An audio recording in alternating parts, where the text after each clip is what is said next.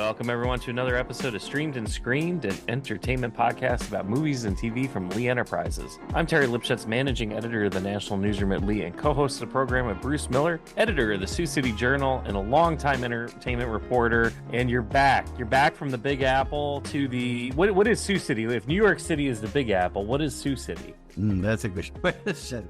It's a big something, but there you are. Our call number or letters for the airport are SUX. Oh, no. There are. And there are a whole bunch of merchandise all around, like winter sucks, this sucks, that sucks. And they tried at one point to get rid of it, but they couldn't because people thought it was just too cool to say that it's SUX on their luggage tags. Right. I was in Salt Lake City a few years ago, and they had a very similar type of merchandising campaign, not in the main strips, but kind of off the beaten path. They were making the most of the letters from SL and UT. So we'll just leave it up to the imagination as to what that might say, what that might lead to. So yeah, and between that and obviously some play off of other things that are in the state. It was some interesting merchandising things. But you are back. You were on vacation. You went to New York City. I was in New York, and I saw 5 shows. I was wanting to see 6, but something happened with the plane, didn't get there in time. We were out of luck. Let's just say, we'll put it that way. And so I got to see 5. But, the thing is, there are a lot of shows in New York right now, a lot. In fact, in the last 9 days before they started or voted for the Tony nominations, 12 shows open. Wow. 12 shows in that short period of time.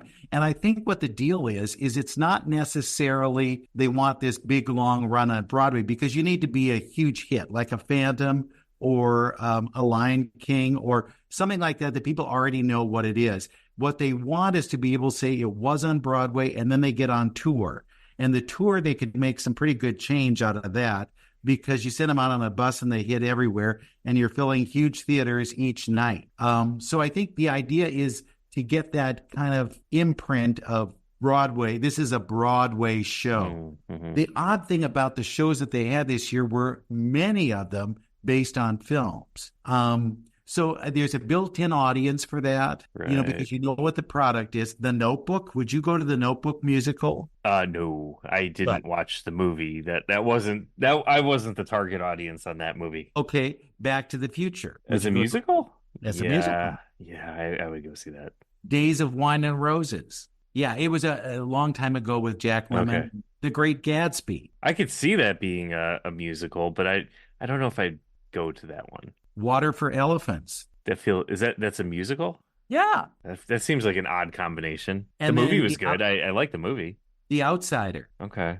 Interesting. In fact, of the ones we saw, there were really only 2 that were not based on something else. Mm-hmm. Hell's Kitchen is Alicia Keys' music kind of set to a story sort of about her. I'm okay. Because it's not exactly her story. She isn't called Alicia, and she doesn't, hey, Jay-Z, how are you?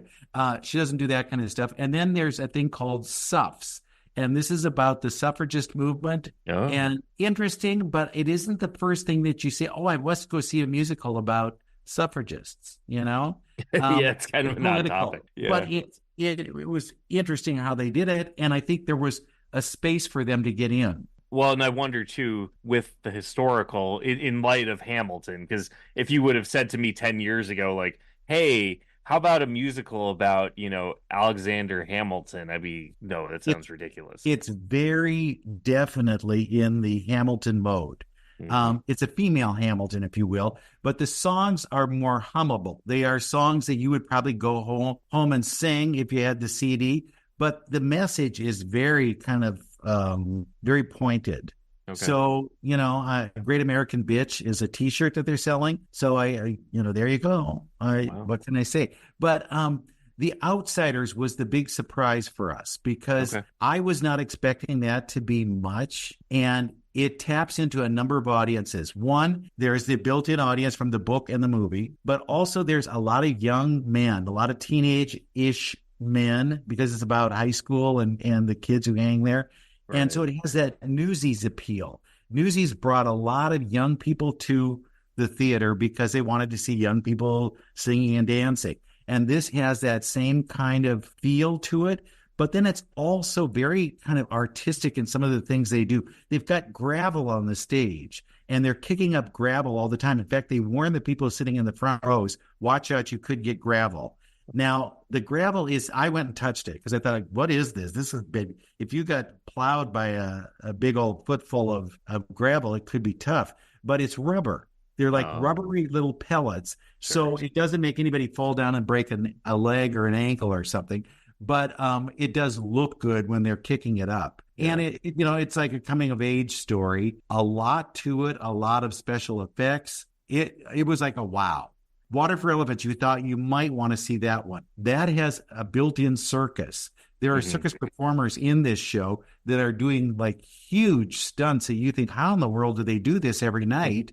Throwing people around and then singing. They add that in. But the one that I was really the hottest to go see, and all these shows, by the way, you can find them on half-price tickets. There's a booth in Broadway. Oh, right.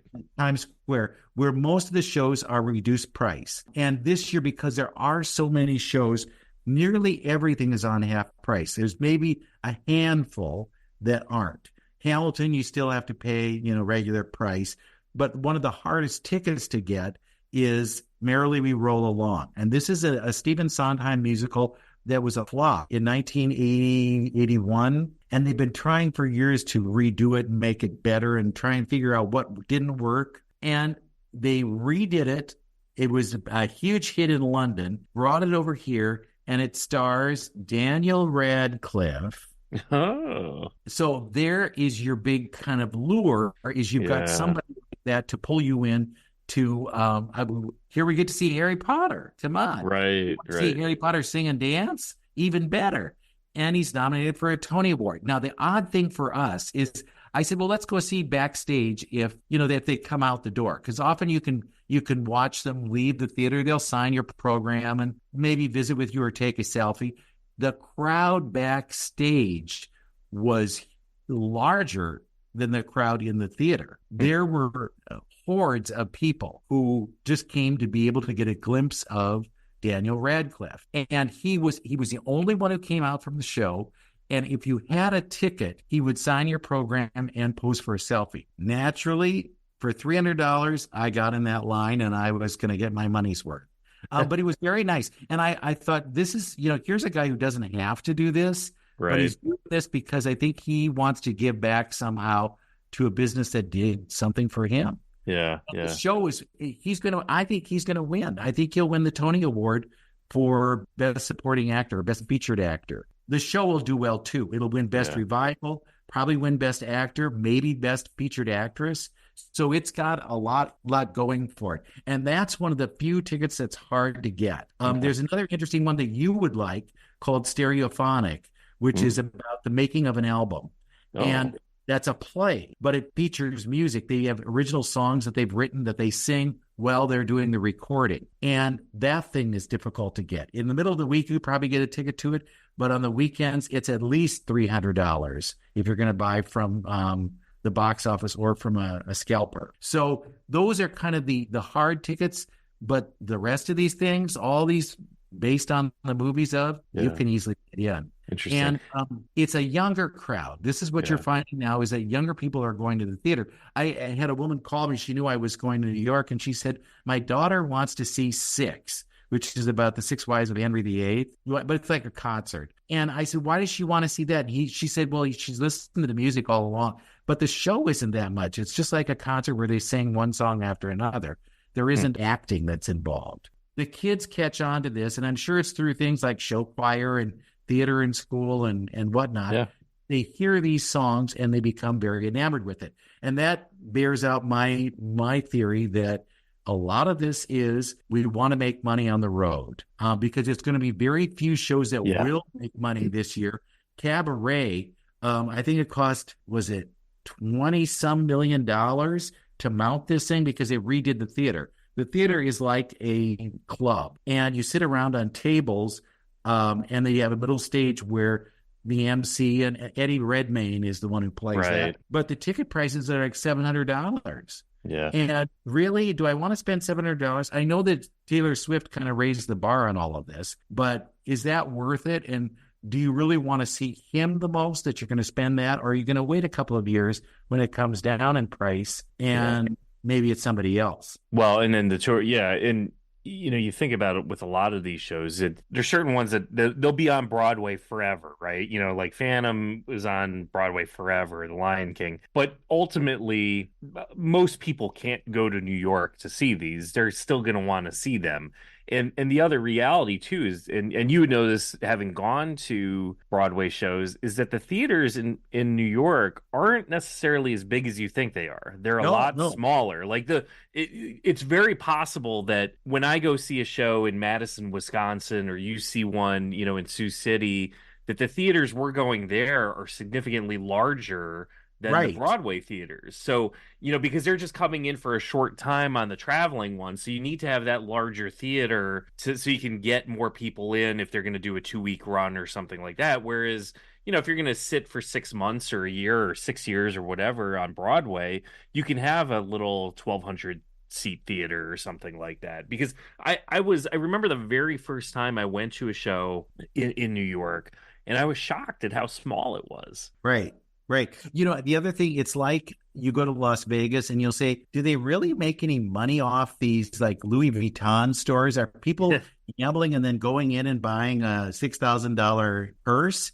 Right. No, but it's kind of a loss leader for these shows. This is my theory now. This only my theory, but it gets that imprint of it was on Broadway. Yeah. And so then you can say this is a Broadway show we're seeing. You put it on the road, you maybe don't spend as much on the talent because there's not going to be a big name star there.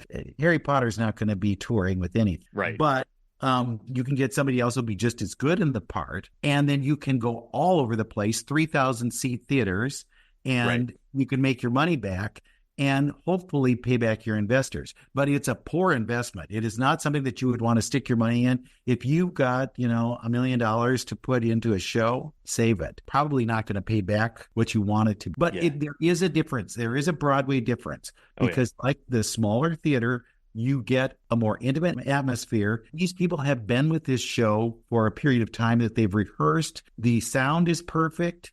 The lighting is perfect. The sets are, original. It's not like something that they can tear down and put back up the next night when they're going to another city. So it is the ideal condition for all of this.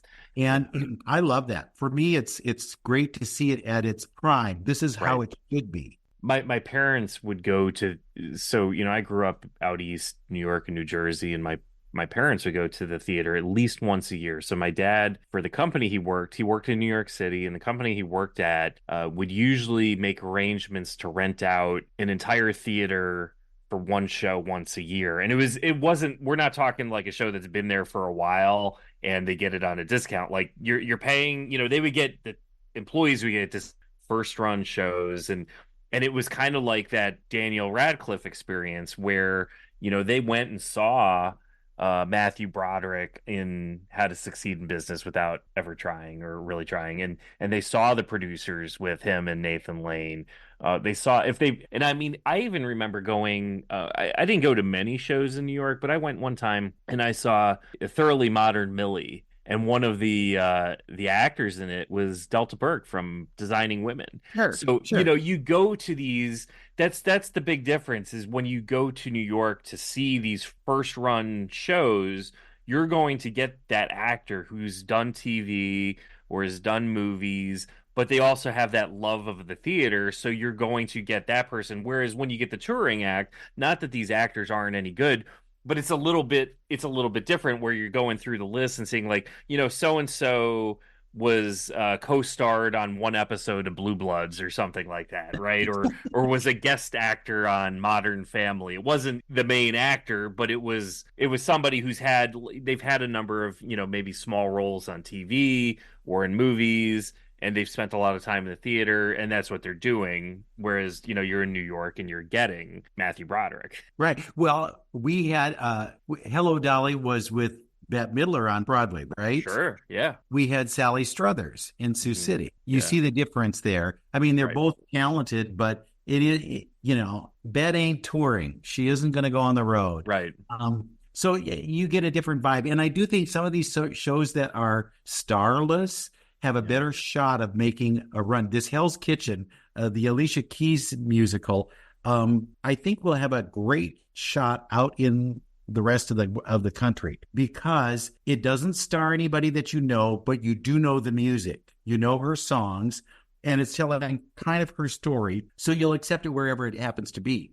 And you'll say, it's like Carole King's Beautiful. You didn't need Carole King there, but you heard her songs and you recognize them. And I think those are kind of the models that they're looking at now for shows. They're not going off the beam like Suffs, where they're going, oh, well, let's do something that nobody wants to see and make it seeable. Right. I think and Hamilton is one of those rare, rare, rare birds that you're not going to have all the time.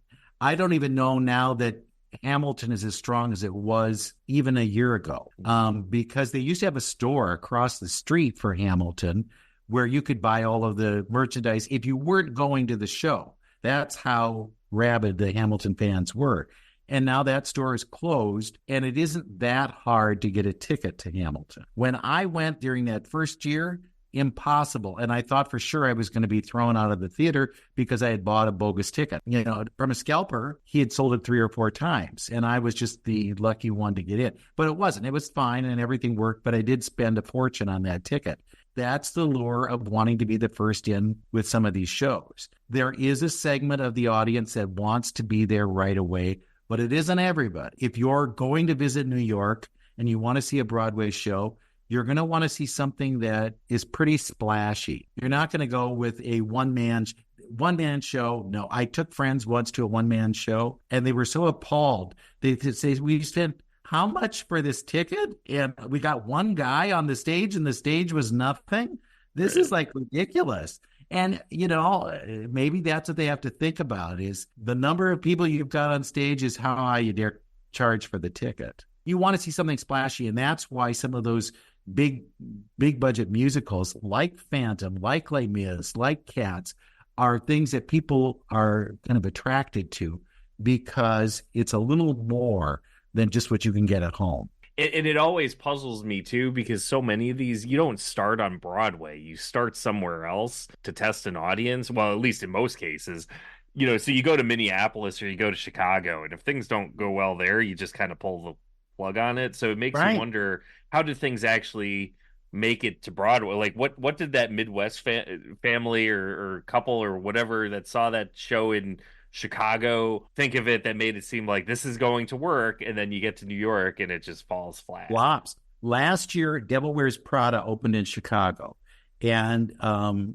on, built-in title. It has something going for it, and it just died on the vine. They took it now. It's going to open in London with Vanessa Williams in the kind of mean woman part that Meryl Streep played. Okay. And they're retooling it. And then if they think it's good enough, they'll bring it into Broadway. Oddly enough, London is not as musical savvy as Broadway is. There's, you always think London, actors. There are actors over there. But they don't do musicals as well as the United States does. Except now, this last year, they had Sunset Boulevard in a stripped-down version with Nicole Scherzinger. It's coming to New York. It could be a huge, huge hit this next year. That could be the one to look forward to. And you don't think of her as this kind of aging actress either. But it's very rare that you'll see, unless it's an Andrew Lloyd Webber show, that a show will come from London over to the United States. And similar, Chicago is a big tryout town for a lot of these shows. This summer they have Death Becomes Her, which is based on the movie that Meryl Streep and I think Goldie Hawn did. That's trying out now. And then hopefully it'll open in the fall on Broadway. But we'll see. It's a crapshoot. Some of these shows have 80 and 90 producers. Now, think about that. And I don't know how much of the buy-in is. Is it $2? I hand you $2 and I'm a producer. But you look in the back of the program and you go, holy Hannah, how many producers does it need to put this show on? But you know what? If it wins the Tony for Best Musical, you got a Tony.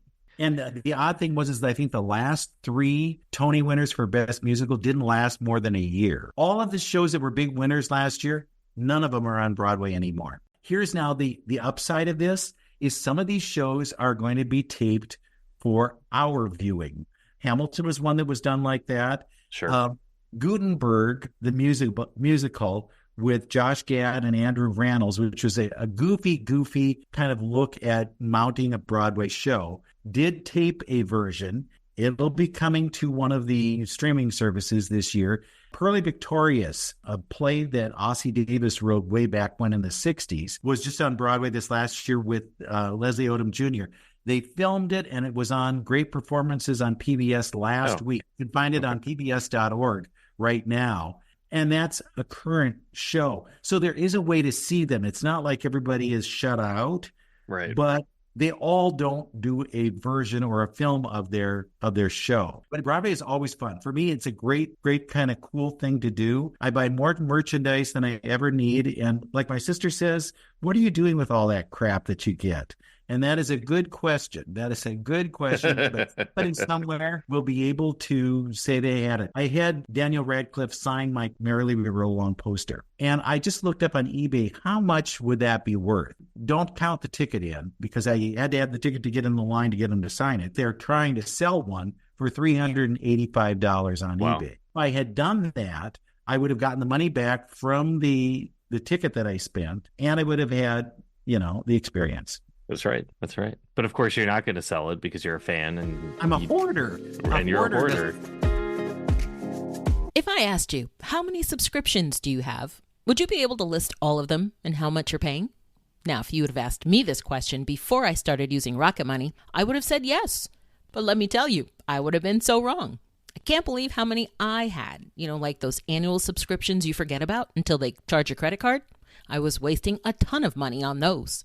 Rocket Money is a personal finance app that finds and cancels your unwanted subscriptions, monitors your spending, and helps lower your bills so you can grow your savings. With Rocket Money, I have full control now over my subscriptions and a clear view of my expenses. And if I see something I don't want, Rocket Money can help me cancel it with just a few taps. Rocket Money has over 5 million users and has helped them save a total of $500 million in canceled subscriptions. Stop doing it. Stop wasting money on things you don't use. Cancel your unwanted subscriptions by going to rocketmoney.com/podcast. That's rocketmoney.com/podcast. rocketmoney.com/podcast. So a fun week for Broadway, but things aren't looking so rosy in the movie theaters right now. What happened? Oh man. Memorial Day weekend, are people doing, I think that, and I've said this before many times, they put them on streaming too quickly. Yep. And they shouldn't do that, because that kills the concept of we're going to the theater. You'll go, let's go do a barbecue, or let's do something else with friends, and maybe we'll go to the movies. And then you don't go to the movies, and the next thing you know, I'll wait and I'll see it on TV. So I was talking to my neighbor the other day, and he told me that he saw that it's been the third wettest spring in Wisconsin recorded weather history. Okay. So I'm thinking to myself, because it's been raining nonstop. I mean, it's just like I was supposed to coach my softball team yesterday. We got rained out. It's like I was grilling burgers on Sunday while there was a tornado warning going on. Like I'm out there, I started the grill, and then all of a sudden the weather radios start going off, and I'm like, kids, get in the basement. We will be down there in a second. We're eating our burgers in the basement. So, but my wife even said to me, our popcorn bucket, the infamous popcorn bucket, which we've spoken of so much on this program, is collecting dust. We've used it one time this year. I don't even remember what movie it was. Now, it was Ghostbusters. So we bought it at Ghostbusters, and it's we haven't been compelled. So I mean, even with all of this rain and all this miserable weather, there's nothing in the theater that's been like, let's go to the movies. There's no reason to. There's nothing. There is yet, other than that Ghostbusters movie, there is yet to be a movie that I've said I want to go and spend $10 a ticket. Even if we go to the matinee where it's cheaper, and take the family. There's nothing. Well, Dune was kind of the big hope that would be the one that would pull them in. And I think now the Mad Max film Furiosa has that possibility. But maybe there are just too many other things that are on at the same time, not in the theaters, but Right. other But you things. look at Yeah, but you look at Furiosa, right? Now, I admit that this movie I have no interest in seeing. I've never enjoyed the Mad Max movies. The last one, which everybody's like, it's got to win Best Picture. It's the greatest film since film was invented. I hated that one. It's like I watched it and I'm just like, when will this plotting movie ever end? So it's just whatever. Like I love action movies and I love sci-fi, but just I could never get into the Mad Max series. But that movie, it's like it did like 32 million over the holiday weekend. That's Yeah. terrible. That is absolutely. And you look back, like what are so Dune has been kind of the big movie so far. That's at over 700 million worldwide this year. Domestically 282, so it's fine. It probably made its money back, but it's that's not. I wouldn't call that like a great domestic box office, but that's the best we have. You look at what else has come out recently. Kingdom of the Planet of the Apes. It's barely over 100 million domestic. Ghostbusters barely over 100 million domestic. The Civil War, which like got a lot of people talking. That's 68 million. It's 113 million worldwide. You look like Furiosa, it's the 20th most popular movie so far in 2024. 20th. I mean, that should have been Yeah. if that was going to be a good summer blockbuster movie, that would have done $100 million over the Memorial Day weekend. And then you Usually go they back. make their money back the first weekend. Absolutely. And it's not that one's not even close. And you look back to what came out around Memorial Day. Not necessarily on Memorial Day, but kind of in that May period last year, you had Super Mario Brothers, which did $1.3 billion worldwide last year. 500 million plus domestic. That came out around Memorial Day or in May, so in that kind of springtime season. Guardians of the Galaxy, that did over 300 million US. Where is the Guardians of the Galaxy this year? I mean, even Fast X, and that was one that kind of underperformed. That went over 146 million US. It did 700 million worldwide. We've got one movie basically that's in Dune that's kind of like been pushing it, but the rest, I mean, Godzilla's done fine. That's 195 million. That's made its money back, but it's just there's nothing here. We don't have those big Marvel films. No. Those things were a license to print money. I won't go see like I've enjoyed those rebooted Kingdom or the Planet of the Apes movies. I'm not going to go to the movie theater to see that one. I've watched all the other ones on streaming. That's all I need for that movie is to just pop it on Netflix. This is a good one. This is a good one. That This is a good one. Killed. Right. Come on. Yeah. But I'm looking at the movies and I'm trying to think like when will I dust off the popcorn bucket? When is Beetlejuice coming out? Yeah, that's the fall. Right? Am I going to see a movie this summer, Bruce? You will. I think you will. There'll be something somewhere around the 4th of July. There will be something that you say, it's too hot in the house and we're not going to crank down the air. We'll go to the theater. That's what we'll do. But yeah, maybe it's a different time. But I do think we could put the blame on the hands of the streaming services. Yeah. They're too eager to get that content out there. Right. And as a result, they're killing this industry that doesn't need to be killed. Yeah, I agree. And it is too easy. Even you look at some of the movies that got Oscar buzz, a lot of them are now hitting streaming services. So if you kind of punted on them last year or in the fall, or if it was one of those kind of, one of those maybe a little more artsy kind of movies that you don't want to spend money on, but you can just watch it at home. Like I just watched The Holdovers this past weekend. Oh, did you love it? It was great. I loved it. My wife fell asleep, but she didn't quite love it. 3 times. I love that. It's a good movie. I really enjoyed it. So that was a nice movie, but it was one of those where I didn't feel compelled to go and see it. And another one that I just added, I didn't watch it yet, but it's American Fiction. That one's on my list to watch next, right? With Jeffrey Wright. So that I'll probably catch that one this weekend or something. But again, it's like a movie that everybody was talking about, but I just like, I'm not spending $20. I've got my Prime membership. I'll just catch it when it hits. What happened?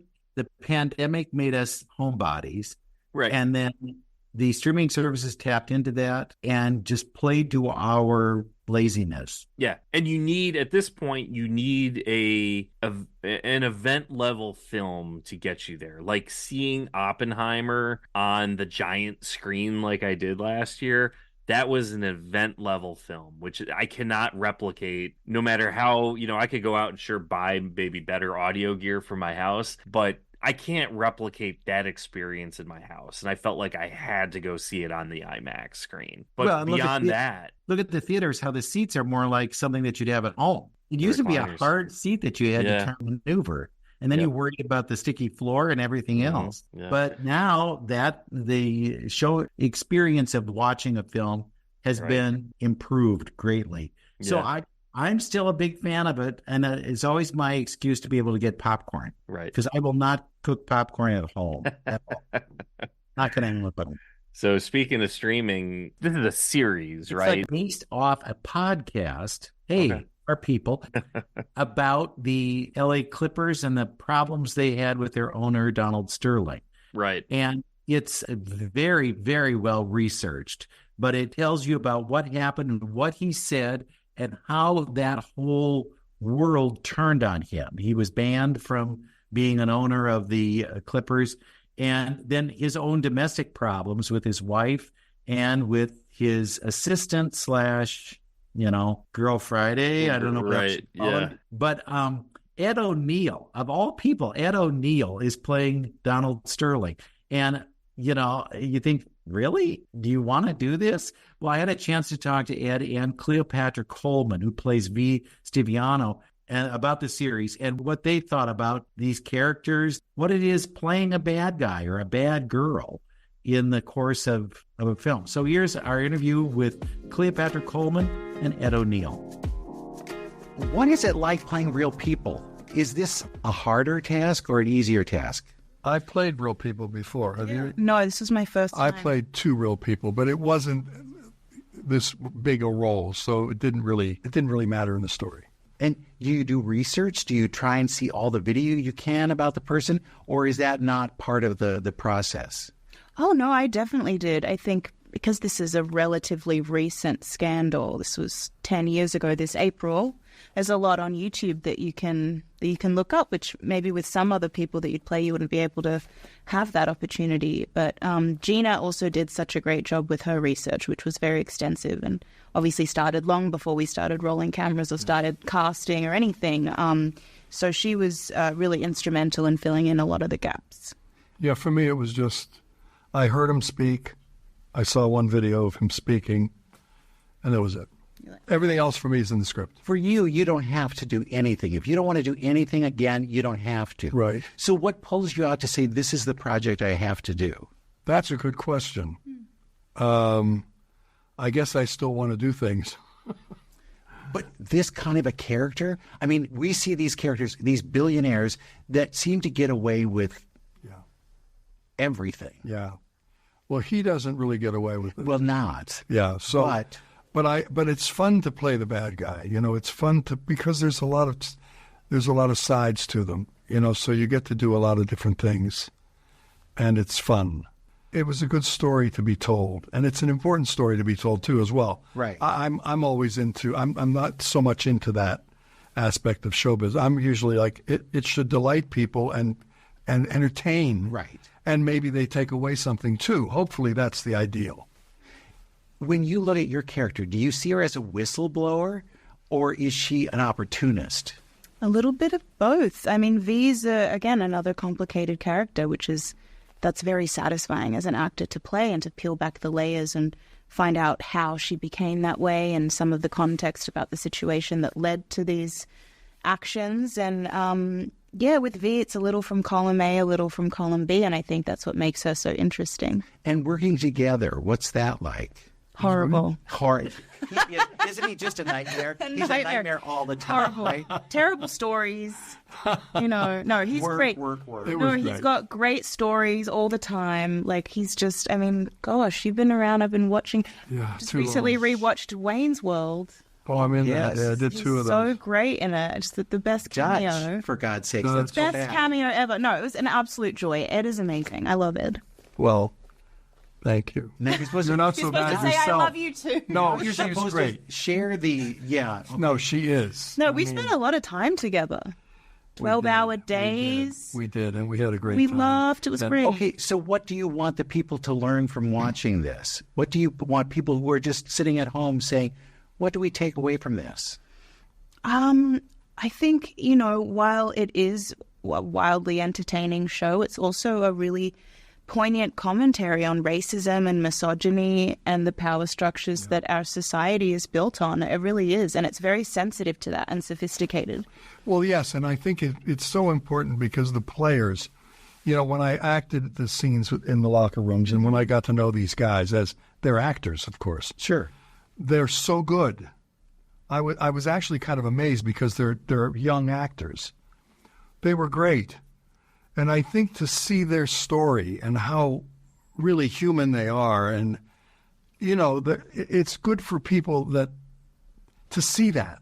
Sure. To see that they're hurt by things and the racism. I see the cautionary tale that we have because a lot of these people are getting into politics, and you say, "Watch out now! Just a minute here. Don't get behind this person because he's loud or whatever."